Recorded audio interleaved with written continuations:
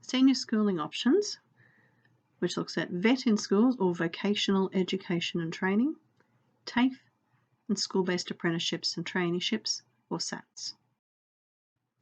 Meet Lucy, Finn and Bruce, 3 average young Australians considering their future pathways. Let's start with Lucy. Lucy loves working on cars and would like to become a diesel mechanic. She has studied ITD in grades 9 and 10 and achieves top marks for these. While she is good at maths, she struggles with English. What are her options? Lucy understands that finding an automotive apprenticeship might be challenging given her age, her lack of experience, and the fact that she doesn't yet have a driver's licence or access to a vehicle. She's already decided to study Essential English, General Maths, Industrial Technology Skills, Industrial Graphics, and Building and Construction Studies.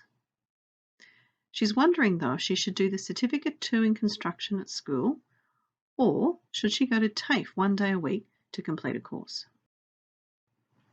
So problem number 1, Lucy's unable to study both the school subject Building and Construction Studies and the Certificate 2 in Construction because of a QCAA rule regarding duplication of studies.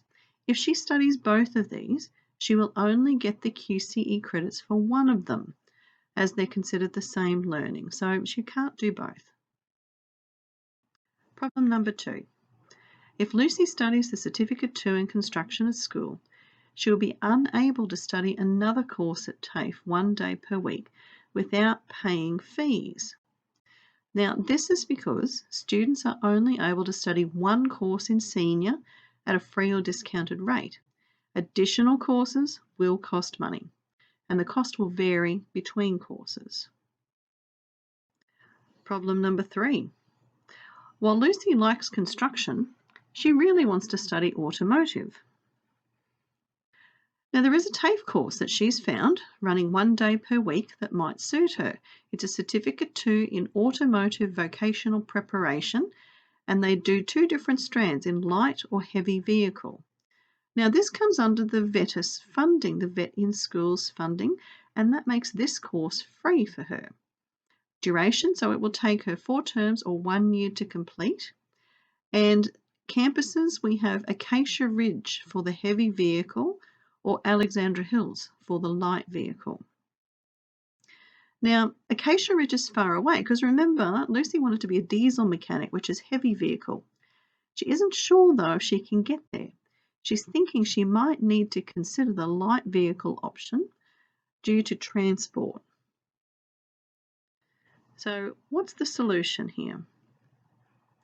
Lucy's discussed her options with her parents and they are willing to drive her to Acacia Ridge to attend TAFE 1 day per week, so that's a good outcome. Lucy will work really hard to catch up on the schoolwork she misses by attending TAFE 1 day per week. So she will actually miss all of the lessons scheduled on that day, and that's a pretty decent amount of work to catch up with. Lucy and her parents have agreed to the following subjects. So the Essential English and General Maths hasn't changed. She still has Industrial Technology Skills, Industrial Graphics, and the Building and Construction Studies, and we've just added the Certificate 2 there. Lucy will look at doing a school-based apprenticeship once she's completed that TAFE course, because she'll finish that in 1 year. And she might then pay, if she can't find an apprenticeship, she might then pay to do another TAFE course, perhaps in auto electrics. So now we're going to have a look at Bruce. So what's happening with Bruce? Bruce would like to work as a nurse in the future, but doesn't really want to go to university. His parents have been talking to him about careers, and they've identified that he's got a gentle and caring nature. He also feels okay about working with people of different ages and cultures, and is okay working around blood. He achieves mostly C's for his subjects, and he doesn't really want to study the more challenging general subjects. So what do you think Bruce should do? Bruce's English teacher says that he has the ability to achieve well in English. However, if he isn't willing to put in the effort required, he would be better off studying Essential English. Bruce and his parents have decided that he should study the following subjects for senior. So we've got General English, Essential Maths, the Certificate 3 in Health Support Services, which will be run at school, Social and Community Studies, Health, and Biology. Now, we've got General English, Health, and Biology as general subjects there. He isn't sure about the biology, though, because he doesn't really like science. Bruce's science teacher has spoken to the class about the biology program and looked at the challenges and the requirements to be successful. So Bruce has listened to that and has now decided not to study biology. So given that he doesn't like science, that's probably a good outcome. He's also been thinking about General English, and he's decided that he doesn't want to study Shakespeare, poetry, and complete big assignments. So it looks like Essential English is on the cards there. Bruce still likes the sound of health. However, he understands that he should be studying General English to do this subject. So Bruce has decided that by studying the Certificate 3 in Health Support Services at school, he won't miss any other lessons or need to worry about transport, as it will be a timetabled class. Bruce's parents have agreed to pay the fee, which is about $300, for him to complete that Certificate 3. So Bruce and his parents have now revised his senior subject list to Essential English, Essential Maths, the Cert 3 in Health Support Services, Social and Community Studies, Information, Communication and Technology, and Dance and Practice. So Bruce has decided that although dance and practice isn't aligned with his career goals, he likes to dance and he wanted something that he would enjoy. He's been studying dance outside of school for 5 years. So we look now at Finn's dilemma. Finn is interested in a career in law enforcement and would like to go to university. He achieves A and B grades at school with strengths in English and history. He also wants to complete a school-based apprenticeship or traineeship. What are his options?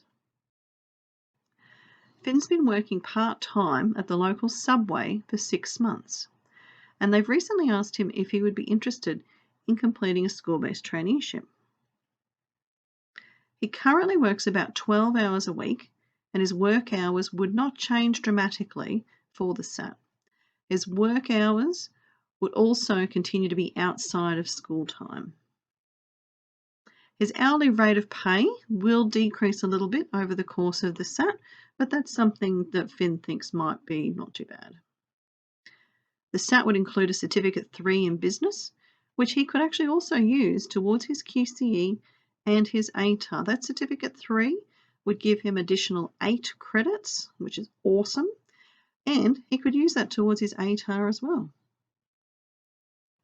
Finn's considering studying the following subjects for senior. So we've got a list of General English, General Maths, Legal Studies, Ancient History and Modern History, and Physical Education. Now they're all general subjects. He's also thinking about studying a Certificate 4 in Crime and Justice Studies at TAFE. So problem number 1 for Finn. He's chosen 6 general subjects, which is a very heavy workload. He's also considering a TAFE course that will take him out of the school 1 whole day a week. That is not recommended, as he will miss lessons and he will have to work really hard to catch up on the schoolwork missed. If he's doing 6 general subjects, that's a lot of work to catch up on. Problem number 2. Finn's SAT work hours with Subway will reduce the time he has available to complete homework, assignments and study. If he continues with the SAT, it will be with the understanding that his school study must take priority and that he works outside of school time. Problem number 3. Finn wants to do it all now, gracious me. He wants to complete a Certificate 4 course at TAFE plus study 5 general subjects, plus complete a SAT with Subway. I don't know when he's planning on sleeping because he's going to be extremely busy.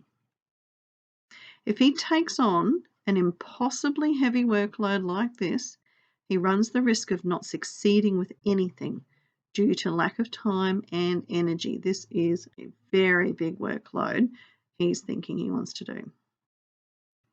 So consider this. Finn needs to choose between the SAT and the TAFE course. Each will take 1 year to complete, so he can do one in grade 11 and the other in grade 12.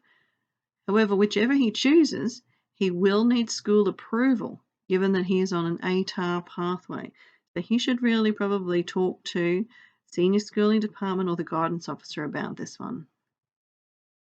He still needs to prioritise his schoolwork to get the best ATAR he can in order to achieve his goal of gaining entry into university. So we have a solution for Finn. Finn has decided to study General English, General Maths, Legal Studies, Ancient and Modern History, and Physical Education. He hopes to drop the physical education for a study lesson after completing a probationary period with his SAT. He will complete the SAT with Subway in grade 11. So the probationary period shows us that he's seriously, getting his work done at school, getting his SAT on track, and once he's showed us this, we will let him have a study lesson. Even though he likes PE, he knows that to get the best ATAR, he needs to choose subjects that play to his strengths. So that's the English and history, as we mentioned before. He will consider studying the TAFE course over his grade 12 year, although, again, the participation in this course will require school approval and we'll probably have a careful look at how he's managed his grade 11. So your challenge now is to work out the best pathway for you. All students have been emailed the TAFE options for 2021. Course options at school will be in the subject handbook. For further information regarding the TAFE in School program or SATs, please see the Senior Schooling faculty. Now they're in C block, not far from the Hoy Hub. The head of department there is Ms. Herholt and the Industry Liaison Officer is Ms. Arthurs.